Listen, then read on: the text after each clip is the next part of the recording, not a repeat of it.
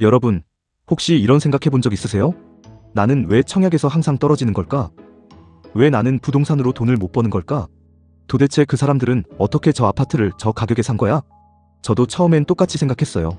부동산은 돈 많은 사람들의 게임이고, 청약 점수 낮은 나는 그냥 평생 전세나 살아야 하는 거 아닌가 하고요. 그런데 오늘 제가 소개할 책을 읽고 나서 그 생각이 완전히 바뀌었습니다.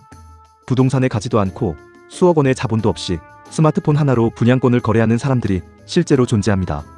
그리고 그들이 쓰는 방법은 생각보다 훨씬 구체적이고 훨씬 현실적이에요. 오늘 소개할 책은 나는 부동산에 가지 않고 SNS로 분양권을 산다. 저자는 베리스입니다. 이 사람 처음부터 잘 나가던 사람이 아니에요. 20대 초반의 인력소, 조선소를 전전하던 청년이었습니다. 꿈도 없고 방향도 없고 하루 벌어 하루 먹고 살던 사람이었어요. 그러다 우연히 부업을 시작하면서 분양권이라는 시장을 알게 됩니다. 처음엔 아무것도 몰랐다고 해요. 옆에서 하는 걸 보고 그냥 따라했을 뿐이라고. 그런데 어느 순간 눈에 보이기 시작한 거예요. 왜 같은 시장에서 누구는 돈을 벌고 누구는 돈을 잃는지, 돈이 만들어지는 구조가 보이고 사람들이 몰리는 타이밍이 보이기 시작한 거죠. 그때 그는 깨달았습니다. 이 시장은 생각보다 어렵지 않다. 단지 아는 사람만 계속 가져가는 구조일 뿐이다. 그래서 그는 SNS를 시작했어요. 자기처럼 내 집 마련이 절실한 사람들에게 이 시장을 알려주고 싶었던 거죠. 그렇게 시작한 SNS가 지금은 도합 48만 명의 구독자를 가진 채널이 됐고, 네이버 프리미엄 콘텐츠 부동산 분야에서 2년 연속 1위를 기록하고 있습니다. 그리고 그 모든 경험을 이 한 권에 담았어요. 자, 그럼 이 책이 무슨 이야기를 하는지 핵심만 짚어볼게요. 저자가 이 책에서 가장 먼저 꺼내는 이야기는 이겁니다. 돈이 없으니까 청약을 해야 한다는 거예요. 대부분의 사람들은 청약을 내 집 마련의 수단으로만 봅니다. 하지만 저자가 말하는 청약은 달라요. 소액으로 시장에 진입하는 현실적인 통로, 즉 투자 수단으로서의 청약이에요. 여기서 등장하는 개념이 바로 무자본 단타 청약입니다. 말 그대로 자본 없이 단기 수익을 노리는 청약 방식인데요. 저자는 이걸 아는 사람만 몰래 한다고 표현합니다. 그리고 이 방법이 지금 이 시점에 왜 유효한지를 구체적인 사례와 함께 설명해요. 특히 눈에 띄는 부분이 있어요. 단타 청약의 꽃은 오피스텔이라는 챕터입니다. 일반 아파트 청약은 경쟁률이 높고 진입 장벽이 있잖아요. 그런데 오피스텔은 상대적으로 진입이 쉽고 타이밍만 잘 잡으면 단기 수익이 가능하다는 거예요. 이게 단순한 이론이 아니라 저자 본인이 직접 해봤던 방식이라는 게 포인트예요. 그리고 여기서 잠깐 충격적인 내용이 나옵니다. 임대 아파트에 프리미엄 2억이 붙는다는 거예요. 임대 아파트라고 하면 보통 분양 아파트보다 가치가 낮다고 생각하잖아요.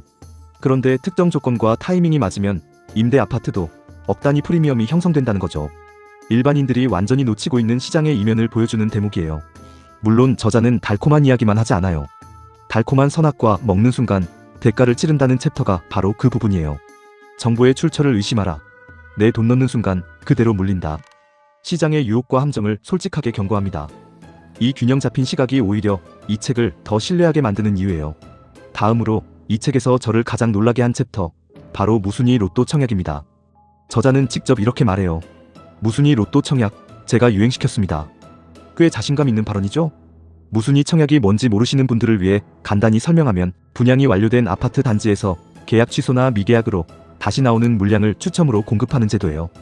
여기서 핵심은 이미 분양가가 확정된 단지에서 시세보다 훨씬 저렴하게 살 수 있는 기회가 생긴다는 거예요. 그런데 저자는 단순히 무순위 청약을 소개하는 데서 끝내지 않아요.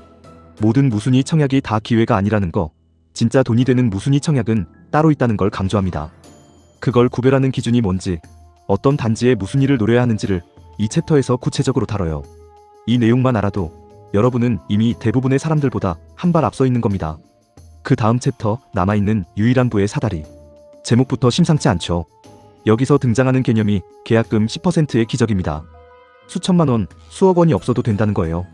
계약금 수준의 돈만 있으면 청약에 참여하고, 그게 왜 합리적인 베팅인지를 저자는 논리적으로 설명합니다. 30세 미만 청약 통장을 어떻게 활용하는지, 무조건 돈이 되는 청약만 골라서 하는 법도 이 챕터에 있어요. 그리고 여기서 저자가 역설적인 말을 합니다. 청약, 부동산 책은 쓸모없다.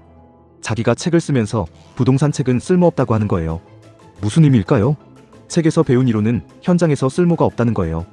결국 경험이 답이고 현장이 답이라는 저자의 철학이 이 한 문장에 담겨 있습니다.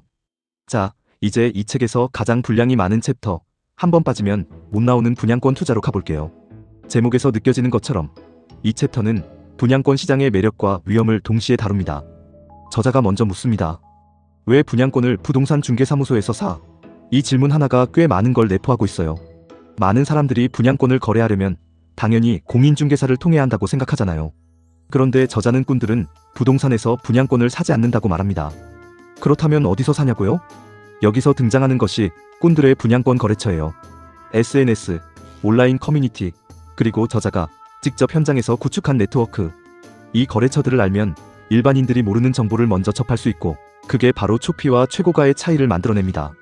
알면 초피로, 모르면 최고가로. 이 한 문장이 이 책의 핵심을 압축합니다. 초피는 초기 프리미엄, 즉 분양권이 막 나왔을 때의 가격이에요. 최고가는 말 그대로 가장 비쌀 때의 가격이고요. 정보를 빠르게 아는 사람은 초피에 사고, 모르는 사람은 분위기에 휩쓸려 최고가에 사게 되는 구조예요. 이 구조를 이해하는 것만으로도 여러분의 투자 방식이 달라질 수 있습니다. 그리고 저자는 좋다고 막 사면 깜빵 간다는 표현도 씁니다. 분양권 거래에는 법적으로 금지된 행위들이 있어요. 전매 제한이 걸려있는 분양권을 거래하거나 불법적인 방식으로 명의를 돌리는 행위 등이요. 이 부분을 제대로 모르고 뛰어들면 수익은커녕 형사처벌까지 받을 수 있다는 걸 저자는 강하게 경고합니다. 재미있는 챕터도 있어요. 살 거야? 팔 거야? 그리고 최고가의 시집 보내기. 매수와 매도의 타이밍, 그리고 내가 가진 분양권을 어떻게 하면 가장 높은 가격에 팔 수 있는지를 다루는 파트예요. 단순히 사고 파는 이야기 같지만 여기에 저자만의 협상 전략과 심리전이 녹아 있어요. 그리고 마지막 챕터, 부동산 공부가 세상에서 제일 쉬웠어요. 이 챕터에서 저자는 이것만 챙겨봐도 부동산 전문가 됩니다. 유튜브 보지 말고 이걸 보세요. 그리고 정방꿀이라는 개념을 공개합니다. 정방꿀이 뭔지 궁금하시죠? 정보, 반응, 꿀팁의 줄임말인데요. 부동산 시장에서 정보를 어디서 어떻게 수집하고 그 정보에 대한 시장의 반응을 어떻게 읽고 거기서 실전에 쓸 수 있는 꿀팁을 어떻게 뽑아내는지의 프레임이에요. 이 세 가지를 조합할 줄 아는 사람이 시장에서 이기는 사람이라는 게 저자의 결론입니다. 자, 여기까지 이 책의 핵심 내용을 살펴봤는데요. 그런데 저는 이 책을 읽으면서 한 가지 질문이 계속 머릿속을 맴돌았어요. 저자 베리스가 진짜 하고 싶었던 말은 무엇일까? 48만 명의 팔로워, 2년 연속 1위, 책 출간.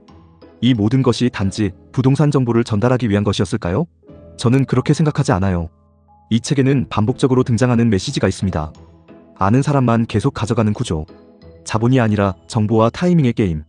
그 판에 들어갈 방법은 생각보다 가까이 있다. 저자는 이 책을 통해 부동산 시장에서 오랫동안 소외되어 왔던 평범한 사람들에게 이 시장은 당신들의 이야기라고 말하고 싶었던 게 아닐까요? 자본이 없어서, 청약 점수가 낮아서, 정보가 없어서 포기했던 모든 사람들에게 그 정보의 문을 열어주겠다는 선언 같은 책이에요. 물론 이 책에 나오는 모든 방법이 모든 독자에게 동일하게 적용될 수는 없어요.